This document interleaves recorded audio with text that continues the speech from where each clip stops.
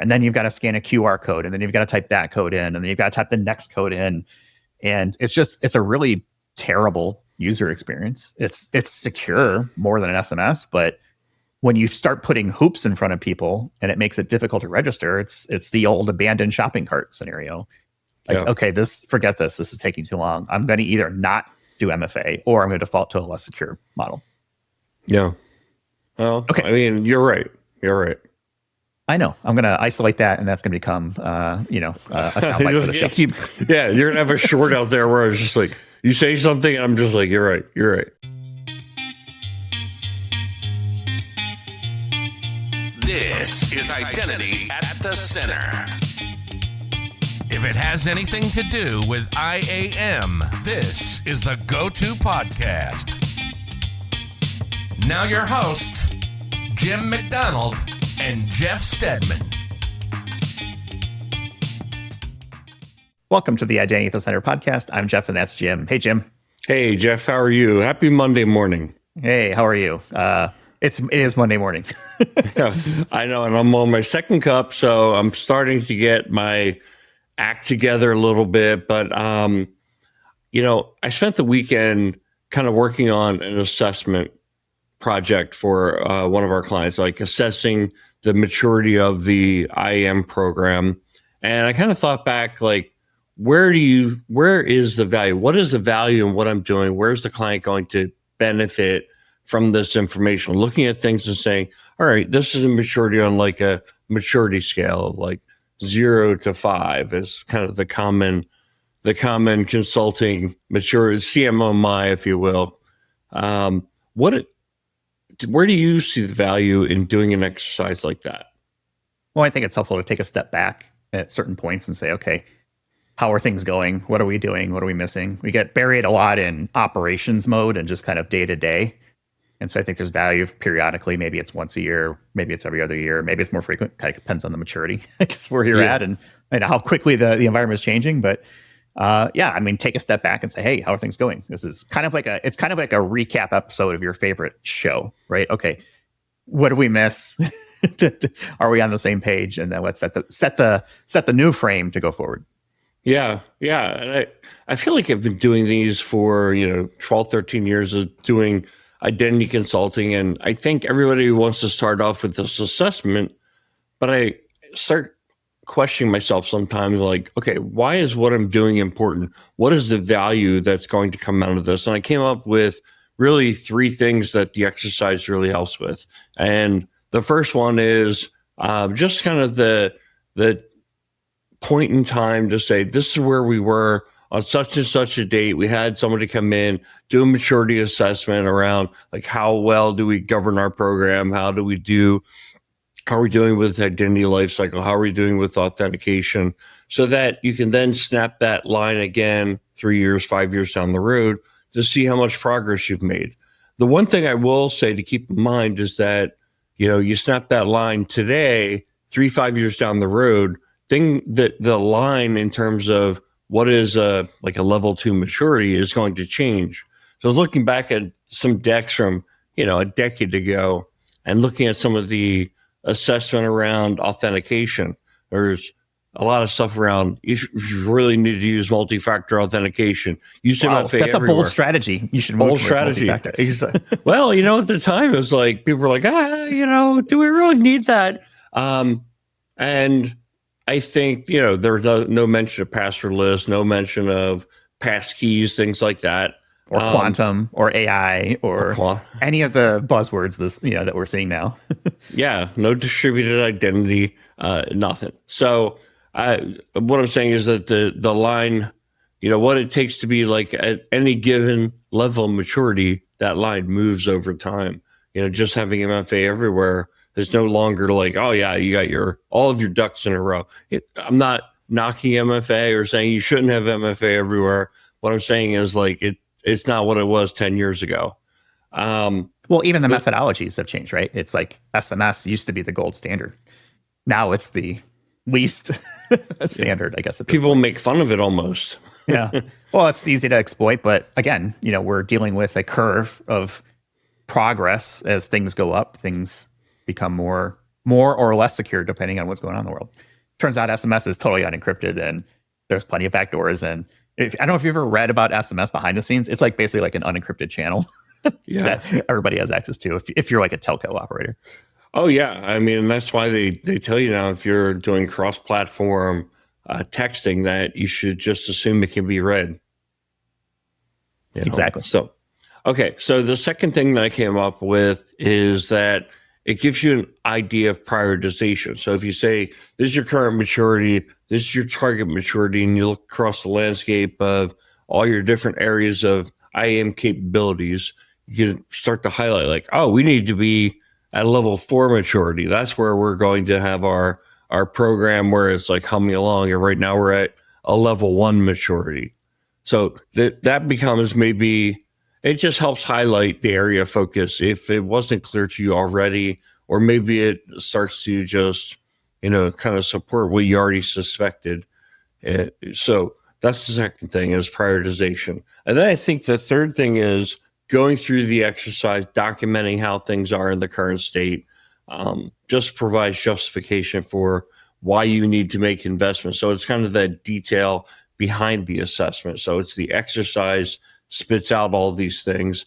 I think the way you kind of, the way I've always approached getting to an assessment is by doing workshops, meeting with people who are the stakeholders, people who are doing the IAM program on a day in and day out basis, plus the people who,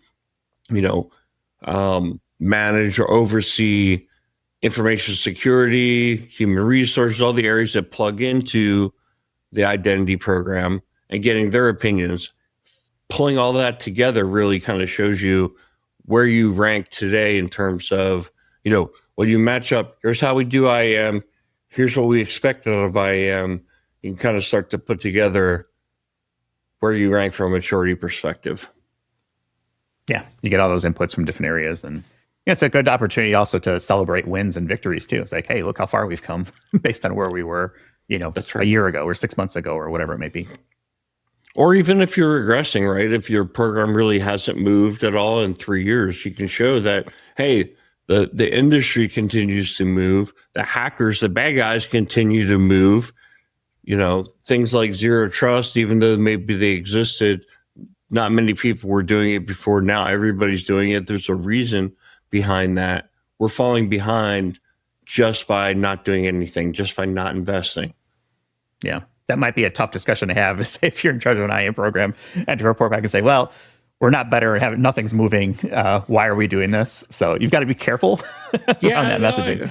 I've seen a lot of times where you're dealing with maybe a new IAM program manager and they've inherited this beast and they actually want lower scores because they want to reflect the reality that, this has been underinvested. Underinvested isn't going to work here any longer. Now we need a strategy to go from underinvested, very immature to a future state that's a lot different. I get your point though. I mean, who wants to get a report card of all C's and D's and maybe some F's if you're the one responsible for pulling it together?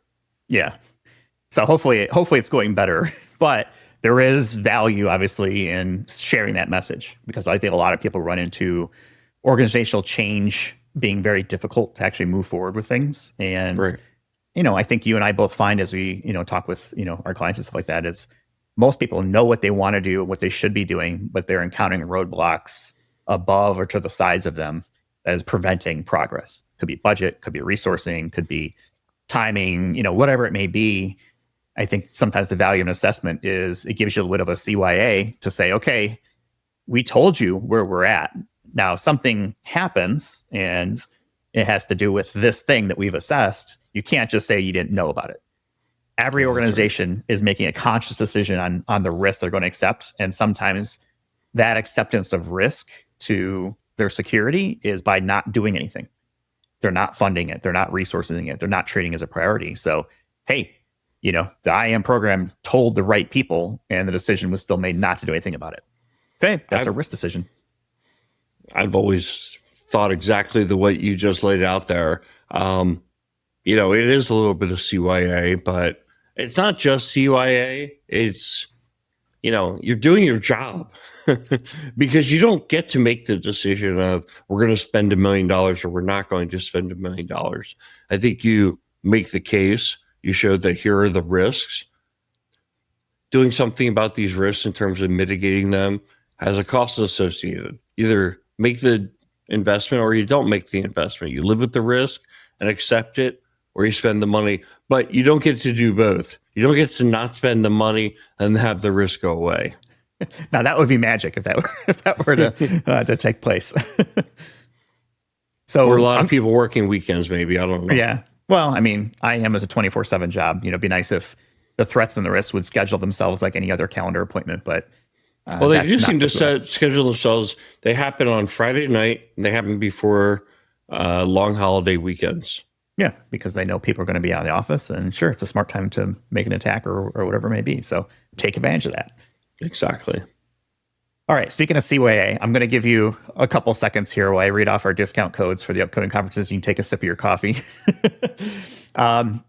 So this is the last week that you're going to be in the U.S. You're heading off to Berlin for the Cooper conference coming up. So for those who are so inclined, May 6th to the 9th, Jim and I will both be at the European Identity and Cloud Conference put on by Cole.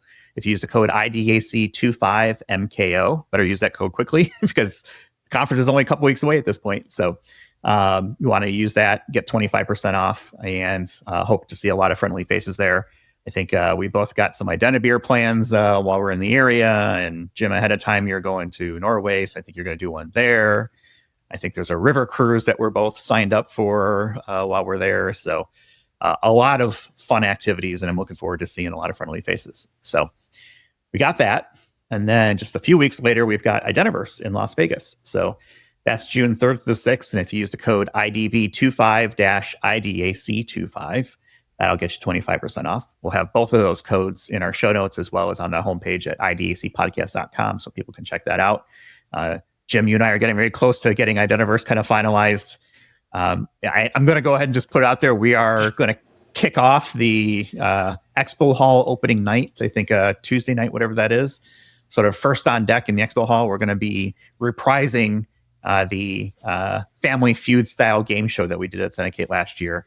I think right now we still have a working title of Identimatch for legal purposes and for trademark purposes. So we're working on putting that together, but we got about a half hour that we'll do another kind of game show. You're going to be a team captain.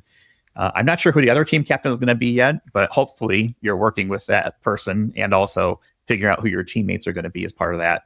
And then we'll have judges and things like that to kind of help us out. But looking forward to bringing that to Identiverse for the first time. I'll be team captain. You'll be Steve Harvey, right? I will be Steve Harvey stand-in, shorter, less mustached version of Steve Harvey. You're going to tone it down a little bit in terms of the clothing, right? Yeah, I don't have any like long yellow sport coat, suit jacket type things. So you'll probably see me in my blue sport coat with a t-shirt. Yeah. Well, we were joking around the other day. I think it was Steve Harvey that messed up during the Miss Universe pageant and said the wrong person won. I mean, that's like the ultimate, like, you hate for it to happen that somebody gets defined by one mistake that they made, but I don't know. Steve Charlie outlived that. Maybe it's just stuck in my head. Well, he's got so much other stuff that he does. That's just a blip, all the things he's done. So yeah, if I'm Steve, I'm not too worried about that. It's like, whatever, it happens. Yeah, right. So that's going to be exciting. We got some podcast episodes, and I think there's a bunch of stuff going on in the ID Pro Slack channel. So definitely want to check out idpro.org and coordinate with those folks. I think some people are going to the John Wick experience at Area 15 earlier in the week. I'm actually going to go later in the week with my brother and check that out. But lots of stuff going on. So hopefully we see lots of friendly faces out there. Yeah, I feel like we're going to be pretty busy there. You and I are both facilitating panels. We're doing that Identisquabble. I like that name too. Yeah, it's kind of cool, right? Mm-hmm. I remember just doing like a synonym for feud, and squabble and match both came up. So Yeah, so we'll be doing those two things, and then we're going to record a few podcasts, and I think we're going to try to do like just man on the street and capture some video to have some things to throw on our YouTube channel. But overall, I mean, we're going to be a couple of working dudes. Typical conference for us, man. Yeah. Well, I hope people will stop by and just, say hi, maybe do like men on the street. We're not going to make it into anything commercial. So if you kind of like push your company's, business, that's probably not kosher for the channel. So we'll leave it at that for now. That's what sponsor spotlights are for. So donate early, donate often. That's how we get off to these conferences. That's right. And we will have a spot on the show floor somewhere. I believe will be sort of like on the entrance off to the side of where the expo hall is. Not quite exactly sure yet, but the CRA team has been a lot of fun to work with, and especially Shirley. She's kind of been shout out to Shirley. Yep. So, okay. So that is all the meandering and babble up front. Why don't we get to our main thing today, which is Mailbag. So we've been getting a lot more emails, LinkedIn messages, carrier pigeons, SMS texts with questions and things like that. So we've got a handful for today, and this one is going to be 100% listener base from all around the world, including our lighter note at the end. So people want to stick around for that. So I think, Jim, the way that we'll handle this is I'll read the question, you tell me your thoughts on it, and then I'll chime in if I have anything to add, and we'll just kind of go through that. Does that work? Sure. And by the way, I did cheat and I looked at the questions. Okay. Well, that's fine. Like, we want to be able to. So I had like 15 minutes of mental preparation. Okay. So let's start with Robbie from India. Are passwords ever really going away, or are we just stuck with them forever? Kind of I feel like this is a very Jim question. Like, this is a very downer. Let's open things up with a downer. Let's see if we can rescue Robbie from the doldrums. Are passwords ever really going to go away? So I think at some point, you stop typing into a keyboard. So, speaking of password, how's that any different than doing like a Face ID or thumbprint?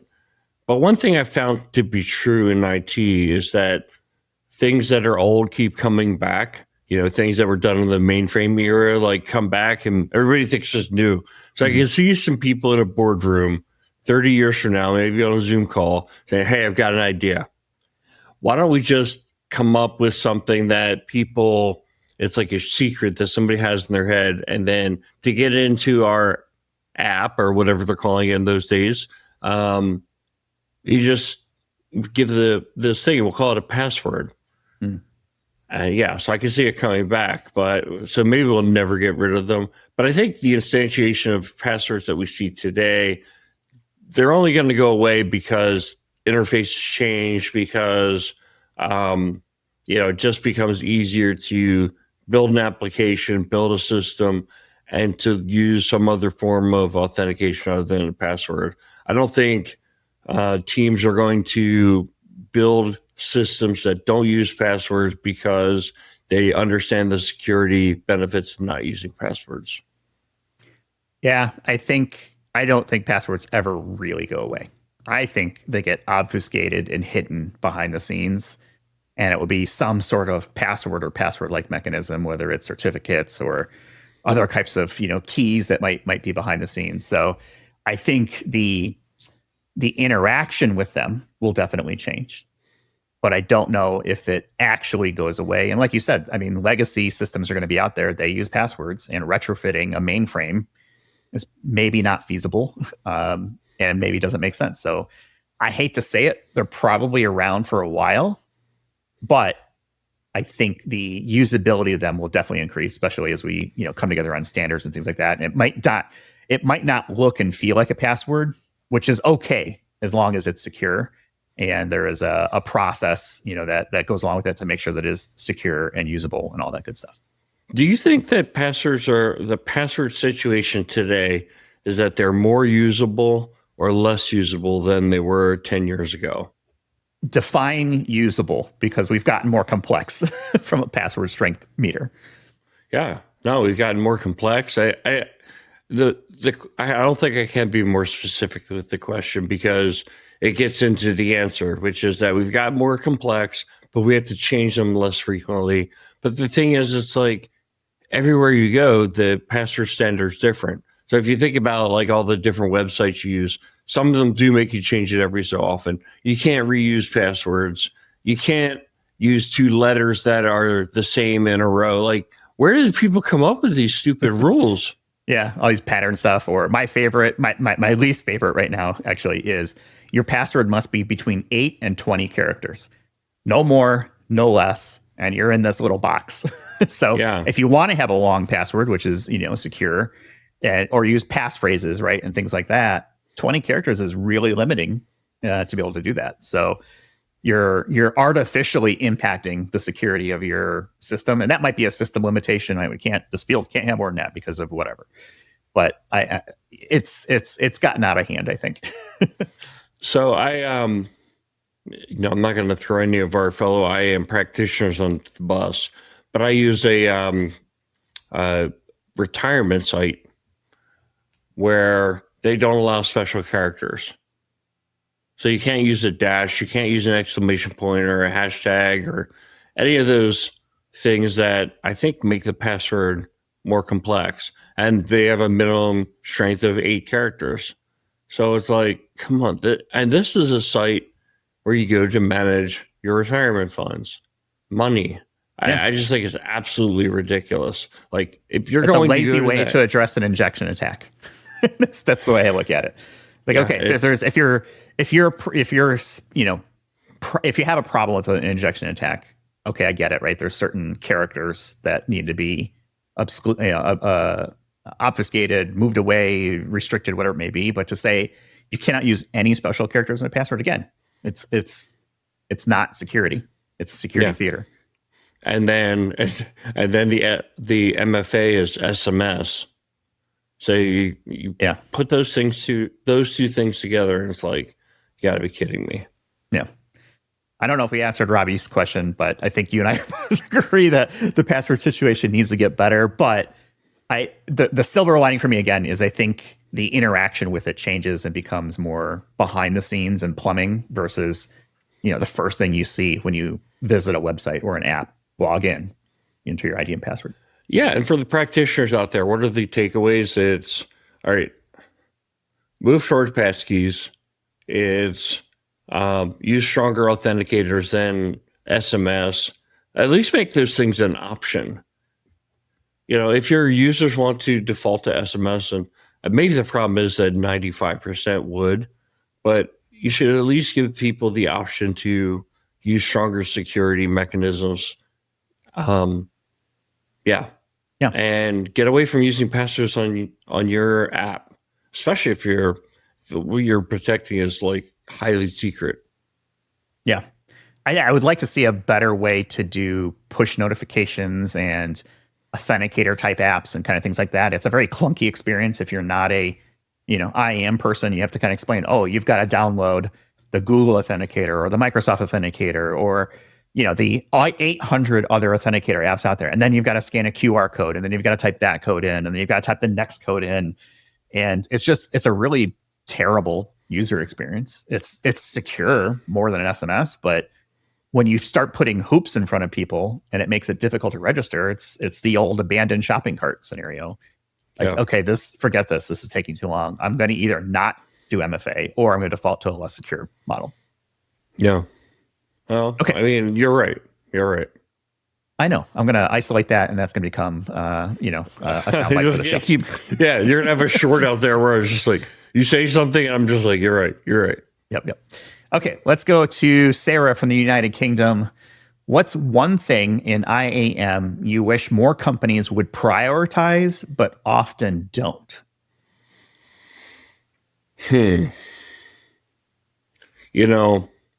It's interesting. So this is one of the ideas that I actually thought of bringing up as my opening tirade or my opening rant, if you will. So let me ask you a question. User experience. If you go into an organization, they're very doing things very manually. Maybe they're very decentralized. And they've got a lot of onboarding forms that end users use. They fill out the form to onboard somebody, they send it in, and then magically the person shows up and all the access is there. There's a bunch of people behind the scenes making it all happen. But from an end user experience, the end user experience is quite good, right? They fill out the form, they email it away, and then somebody takes care of the problem. I don't know if it's good. I think it's average. And here's why. Why am I filling out a form in the first place? You know the person's coming. You know you're going to pay them, hopefully. So they should be in some system somewhere. Why am I still having to fill out a form in the first place? We've defaulted to, the default onboarding user experience is a manager or an HR person or somebody, an admin goes in and says, oh, Jim is starting today, onboard him. Like, why is IM the last person to know about that? Well, let's say we're in a very automated version and we say, all right, Jeff is the manager. He hires somebody and, all right, the person comes from the HR system. We give them the birth rate roles. They, I'm sure you had to request a laptop for them and maybe a phone and phone number, et cetera. Anyway, all that goes through. Now, what about the more advanced? So, you hire somebody to do podcast video editing. So they're going to need X, Y, and Z. That's different than the average user. There's no role defined for this job. So where does the onus go? Does it go on you that you have to go out to the ITSM or go out to an IAM system to request all this access? Or does somebody supposed to contact you? Or does the person just show up and they can't do the job until... So to me, it's those are not a good user experience. Having one form to go to say, all right, this new person starting and they need a laptop and they're going to need all the software. Maybe I just type it into the notes. I'm not saying it's the most efficient way or the right way, but from a user experience perspective, it's like, oh, I just had to fill out one form and they showed up and pretty much they were right off and working. Well, I think so it sounds to me like you want to prioritize the user experience, which, I can find no fault in that.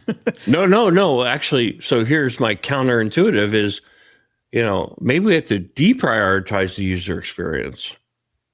Why would you deprioritize the user experience? Well, walk me through that Jim logic. Yeah, right. So I tied the user experience to in that situation where it's just one word form that you email around.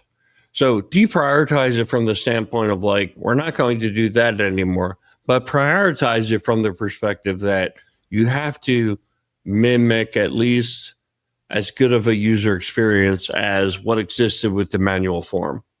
I mean, if you're trying to replicate manual processes with your automation tools, I think you're thinking about this in the wrong way. The whole point is to be more data driven.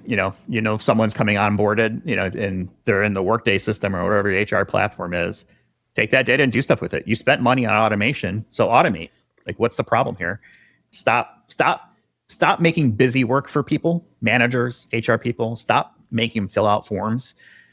Now, I know I'm being probably a little bit pie in the sky, altruistic, whatever it may be, but if you have the technology to automate and you've got the data and you think the data is in a good enough spot where you can automate. Don't do it half-ass. Yeah. No, I think maybe I was trying to be a little overly creative with the answer here, but you can't take a step back in terms of the user experience. And part of that user experience is psychological. In other words, okay, you're the manager and you want to know that when your new hire shows up, that he or she is going to have everything they need. They're going to have their laptop, they're going to have all their tech, but they're also going to have all the access that they need. You should at least kind of go through and be able to see in kind of a dashboard setting, here's all the things they need that they're going to get from an automation perspective. And here's all the things that maybe do need to be requested. Maybe after you go through that list, you're like, Adobe Premiere's not on that list. I got to make sure that they get Adobe Premiere. But do they need that day one? I'd argue maybe not. How many people hire and are doing their full job within seconds of onboarding? Usually the first couple days is, going through onboarding training or company training or things like that. And maybe I'm making an argument for prioritizing zero standing privilege or just-in-time privileges. Yeah, we're talking about giving access to a whole bunch of things that they may or may not even use right away. So why not be more dynamic with that decision and say, make it more self-service? I mean, we all know how to use Amazon and buy stuff.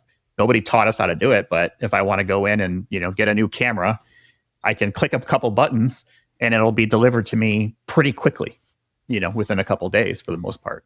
Why not take that same model and make it more self-service for those people to say, oh, I'm going to be doing some video editing. Okay, which video editor do you want to use? Adobe, DaVinci, Final Cut, XYZ, whatever it may be. Select the one you want, click the button, and boom, it provisions it. You have the tools from an automation standpoint. I think you're the one being overly creative now. Okay, so what's the answer? Like, what is the one thing you wish companies would prioritize but often don't? Because you went down the user experience role, and then I'm not sure if you argued for or against the prioritization.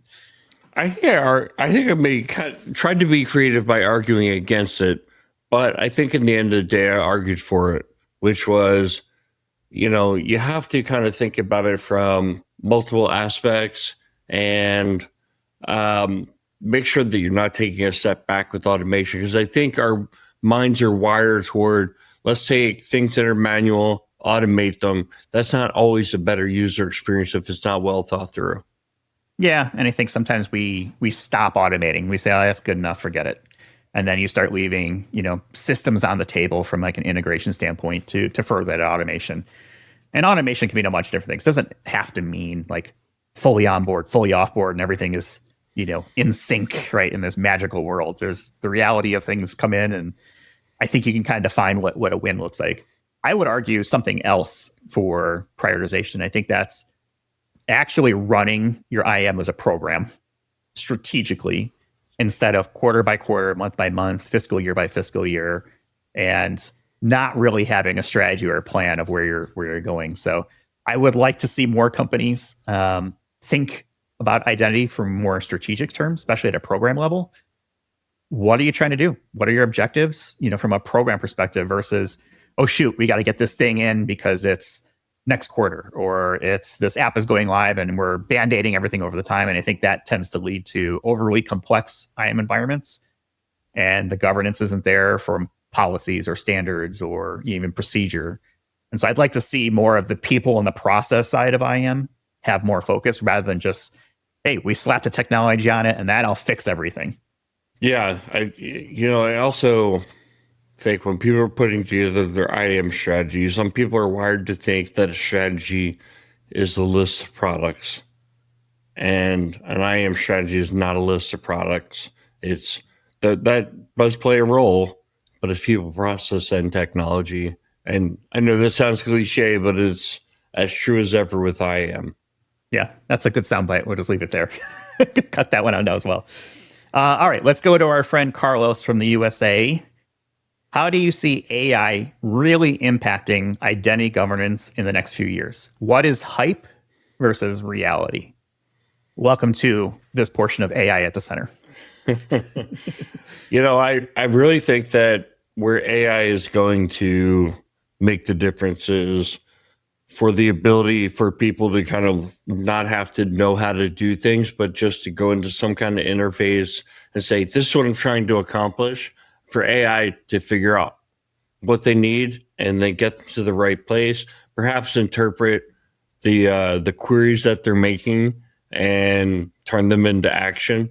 I think identity is hopefully something that people don't have to do every day. So they forget, if a couple of weeks pass between visits to IAM systems, where to go to do things. And I think AI could be a huge help in that. So it is from a user experience perspective. I think that's probably one of the biggest areas that you're going to see AI show up, because I think a lot of the back end things that you could have AI do, I think people are afraid to touch right now. They're afraid to turn over to AI.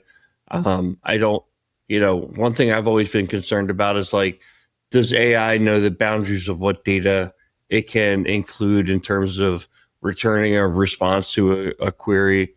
And I feel like a lot of developers or product companies, they are afraid of that. So I think where you're going to see AI show up the earliest is from an end user perspective on kind of more or less the basics of finding things, being able to query, but limiting that pretty significantly. Yeah, I'd agree with that. I think we've talked to several companies already that have integrated AI and generative AI specifically for like natural language queries, right? Or things like that. And I think you end up in a spot where I think it will impact the user experience first, because I think that's the safest place theoretically to impact, because I don't know if we're yet to the spot where we would trust an AI to configure itself to be secure without somebody looking at the code, the workflow, the configuration, or whatever it might look like to actually make sure that it makes sense and it's doing the right things. So I do think of things where it is more accessible, right? I've forgotten most of the SQL that I would have used, 20 years ago to query a database looking for data in my IGA platform. At this point, I should be able to go into a system and say, show me all the users that have access to this application, or show me all the users that do not have MFA enabled, or show me all the people with this specific, privileged entitlement, whatever it might be. That's all just reporting. And I think that accessibility is going to make it easier to do things with the data that we've been sitting on. So I think AI is extremely impactful on that side, and that's what's coming first. And then you will start to see behind the scenes, and there's companies already working on it, right, to configure their tools. Hey, set up a connection to this application and my IDP or my IGA or my privileged access management system or wherever it may be. So I think I think it's a little bit of hype right now, because I think people are excited about the opportunities, but I think it's going to quickly turn into reality. The question will be, does the reality match the hype, and how quickly does that become truth? Because I think in 50 years, most IAM platforms, if they're even going to be IAM platforms at that point, are going to be almost self-sustaining. They're going to be a service that you buy, and this is the way it works. And AI or whatever, right, machine learning, language things take place behind the scenes, do the work. Yeah. And everyone at that point is an end user of the tool, like very few admins. For our listeners and for practitioners, do you think that if you're not using AI in some way in your job now, that you're falling behind? Are there things that you would recommend to practitioners that you need to get good at this thing? Yeah, I think you need to, it's like anything else, read up on it, experiment with it, play with it, understand the benefits and the potential drawbacks. I mean, there's no shortage of AI tools out there now, right? Between OpenAI and Google and, all the different models out there, Anthropic, et cetera. They're all pretty darn good. And this is the worst that it will ever be. It's only going to get better. Tomorrow's going to be better than it was today, and so on and so on. So I think understanding how you can leverage it for any number of reasons, whether it's, helping write a report or helping analyze data or, things like that, definitely you want to stay on top of it. I think where I would be concerned about is when I start to hear, well, we just have AI doing all the work and there's nobody checking it to make sure that it's good. That's the part where we're not quite there yet. And we need to have people who understand their space, whether it's authentication or authorization or governance processes, right, or whatever it may be. Somebody still has to check that to make sure that that is still correct, because AI still hallucinate. They go off the deep end sometimes. And so you need people who know their stuff to call out the AI or whatever you're using, right, to make sure that it's good. So it doesn't absolve people in the IAM world of not knowing their stuff. You still have to know your stuff. Yeah, I commented on a blog article because the focus group put out a blog article. They're an analyst firm, and they attempted to use AI to put together an analyst paper. And I think what they found, which is what I find a lot with AI, is it does a fantastic job in terms of putting together the shell, in terms of putting together kind of a lot of words and kind of like, oh man, if you just looked at it without actually reading all the detail, you say, this is very good. But then when you get into the detail, it's like, it's not very creative. The data's old. things like that. And yeah, I mean, is that what you find as well? Yeah, I mean, I think this is where different models have different strengths, and they continually are improving things like that. I think I find some of the AI services are better at report generation, writing skills, basically. And others are better at analyzing the data and putting it together in a way. And others, are just better at interpreting actions. So I think there's still a long ways to go for all the different AI services, but it's exciting. I'm on record as being a fan for it. It's going to be used for things that probably shouldn't be used for, but I think in the end, it's going to be a very valuable tool for a lot of folks. Yeah.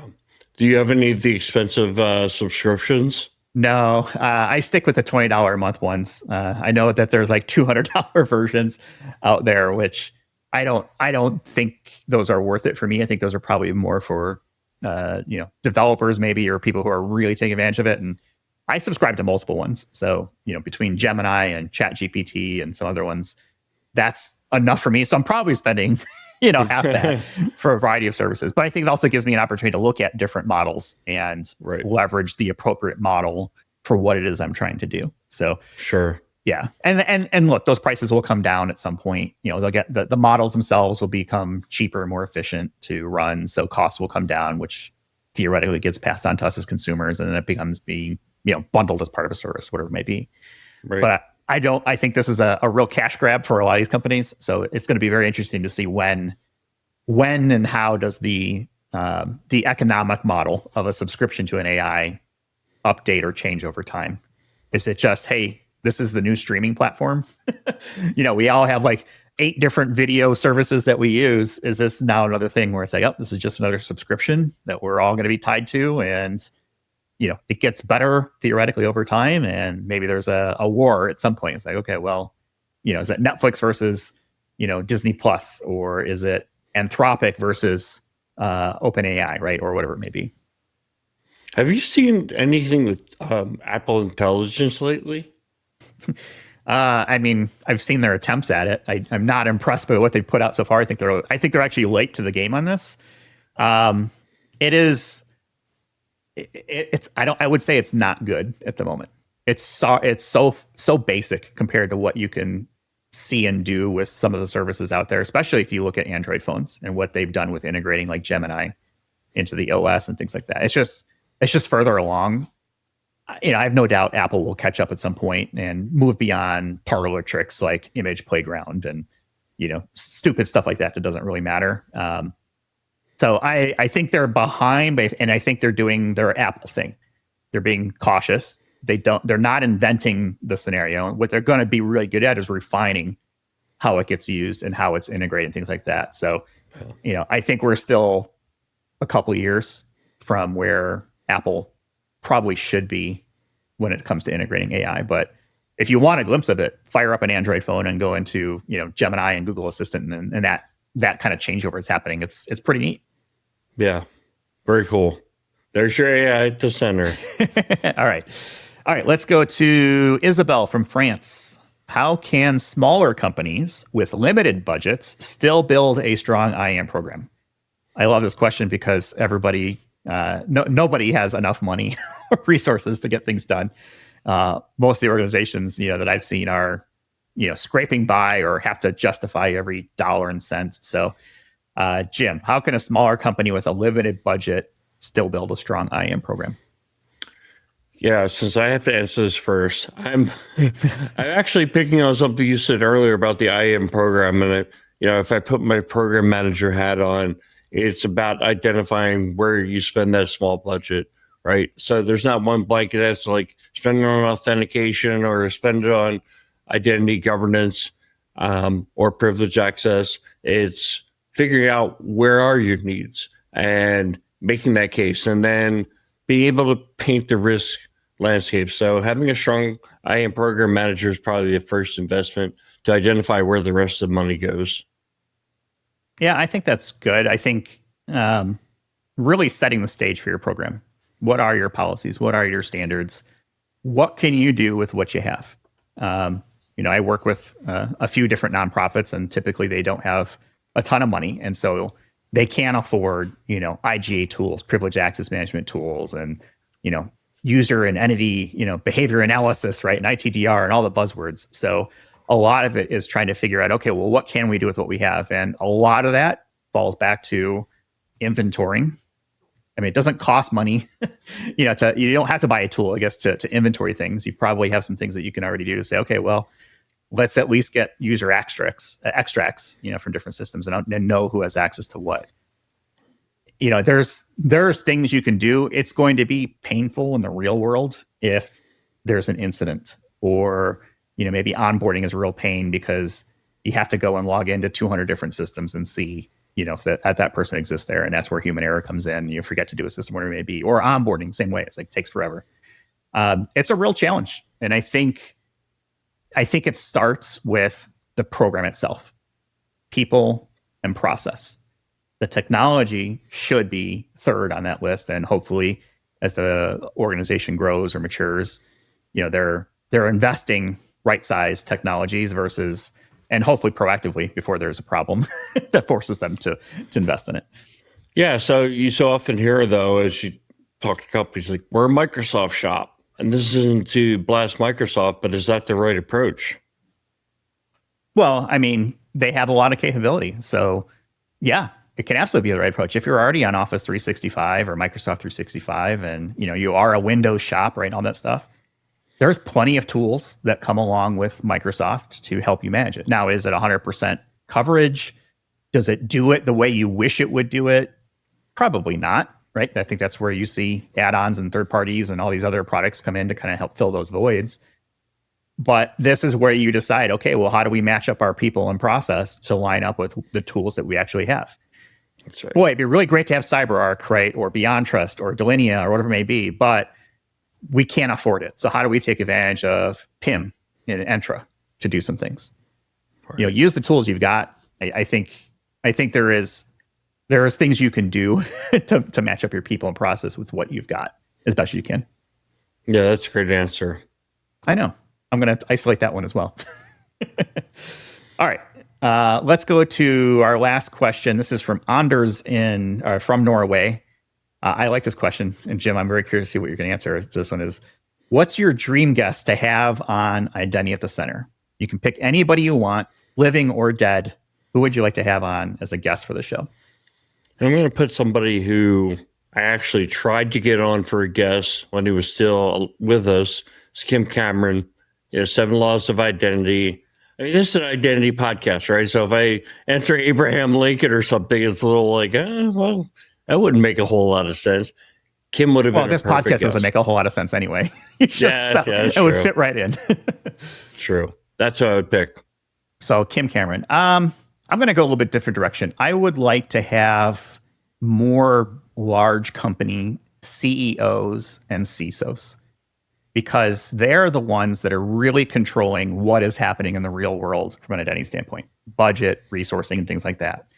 And I think if we can put our message and get into the minds of some of these folks that are controlling the budget and understand what their triggers are, that's going to be super helpful for people. So I would like to have more, executive level people explaining to us why or why not to invest in this thing called digital identity.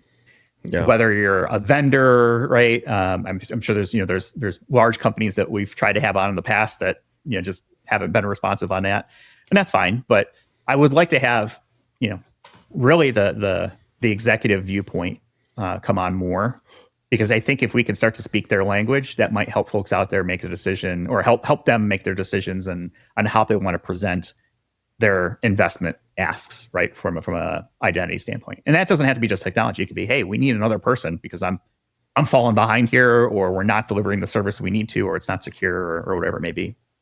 Yeah, I'd like to hear if they agree that identity is at the center. So if you're talking about a CISO of like a Fortune 10 company or something, we talk about identity at the center. Like, are we in our echo chamber just talking to each other and all agreeing? I think so. I mean, how can we not be, right? This is an identity podcast. We're talking about identity things. We're not a mass market podcast where, we're the first thing, unfortunately, that people don't turn on, when they're a commute for, millions of people out there. We got a lot of listeners, and viewers, but they're in the identity space or cybersecurity, right? Adjacent, right? Things like that. So there is a lot of education and training, I think, to be done still for the public. And I have a real good friend of mine, Jay, where we're talking, the other night about MFA, and he's like, what's that? I was like, oh yeah, this is other thing, right? Now, we take MFA for granted, and there is not a lot of awareness at the general public level who are not in the space. So right. How do we educate those folks? How do we, bring them into the fold? How do we design solutions that are secure by design for them and usable? And they don't even have to think about security. Should they be thinking about security? Maybe, maybe not. Is that our job as identity people to do that? Yes, it is. So how do we smooth that over? Bad answer, Jeff. You make that a clip. I'm not gonna answer like that one. Okay. Why don't we go ahead and wrap up this episode with a lighter note from Sophie from New Zealand. I think this is a cool question. So, if IAM was a superhero, what would its superpower be? So this concept of identity and access management has somehow taken life and is now a superhero, or, a supervillain, let's call it. Either way, what would the superpower be for that superhero or supervillain? So we know there are IAM superheroes. We've run into them all the time, right? A lot of identity programs would just completely fall apart if it weren't for the superheroes. A lot of times it's because companies have underinvested. So people have to kind of become superheroes and work crazy hours and things like that. So I'm going to talk about those people and what would be the special skill that would be able to take things over the top for them. And it would be if they didn't have to sleep. So the IAM superhero superpower would be sleepless woman or sleepless man. And they could stay up 24 hours a day working on IAM. Wow, that sounds like a really crappy superpower. I'm not saying I would want it. I'm just saying that would be the superpower that the real world IAM superheroes was probably, it would supercharge their ability. Okay. I'm going to go with more of a super villain in this state and just confusion. The concept of confusion and being able to say, what is IAM really good at? Confusing people and befuddling them. And that could be any number of things, right? It could be for the end users. They don't really know how to do this thing. Why do I have to put a password that's 8 to 20 characters? Can't use any special characters. Can't have 2 numbers in a pattern, right? It's super confusing, right? Or maybe it's us on the identity side. It's like, oh, we have 80 new acronyms every year for all these different services. Did you mean this one or that one, right? And so I think confusion is like the superpower of IAM. And the hero opposite of that is someone who can clarify that confusion. Someone who can distill messages down, simplify them, and make them easily understood. That's the opposite side of that yin yang coin. Yeah, like AI man. So I actually, one of the most frustrating things to me is like, you've logged into whatever application. Say you flew an airline, but it's been 15 years. And so you go in and you try to log in, and it says, sorry, go ahead and reset your account. Or it basically doesn't recognize your username, your email address. So then you go through and you try and register using that email address. So sorry, you can't reuse an email address. Oh my God. I guess I won't fly. Yeah. I guess I will just register as a guest. Yeah. Or the favorite one is like, you can't, you try to reset your password and you type it in and it won't take it. And then you go, okay, well, I guess I have to reset my password because that's sorry, not you can't it, reuse your right. And then it's like, oh, your password can't be the same as the current password. Like, what? Yeah. There's a meme out there for that. And it's like the guy with all the numbers flying around his head. Yeah, that's pretty good. So there you go. That is the IAM confusion supervillain striking again. Like, what is going on here? Why doesn't this make sense? So hopefully other IAM heroes come in to save the day and clarify things. Okay, well, I want to thank all of our listeners who sent that stuff in. We get a lot of messages. We try to respond to the ones we can. Some of the ones we save up for episodes like this. So I think we're already at like maybe 2, maybe 3 mailbags for this year, which is great. I'd much rather answer questions from people than try to come up with something innovative every week, because this is the real world of IAM. So it's like, all right, well, we're going to have those conversations as well, but let's hear from people and what are the challenges or what do they want our viewpoints on and stuff like that. And our opinions can certainly change. And I'm sure if we look back on this podcast as the time capsule, as you like to say, Jim, in 10 years from now, they're like, oh, I can't believe the guys were talking about that kind of stuff. What cavemen? All right. So let's go ahead and leave it there. Let's see. Visit the show on the web, idacpodcast.com. Like and subscribe. That is super helpful for us. Share it with folks out there. Visit our YouTube channel, like and subscribe that as well. I noticed our YouTube shorts have kind of taken on a life, and maybe that's better format for YouTube. We'll always have our full episodes up there, but we try to have somewhere between 1 and 3 minute clips there that we do for each episode throughout the week. And then send us your comments, thoughts, prayers, wishes, curses, whatever. Send us that on LinkedIn. Jim and I are always happy to connect with folks out there. And so with that, we'll go ahead and leave it for this week. Thank you for watching and or listening, and we'll talk with you all in the next one. You've been listening to Identity at the Center. We hope you've enjoyed the show. Make sure to like, rate, and review, and we'll be back soon. But in the meantime, hit the website at identityatthecenter.com. See you next time on Identity at the Center.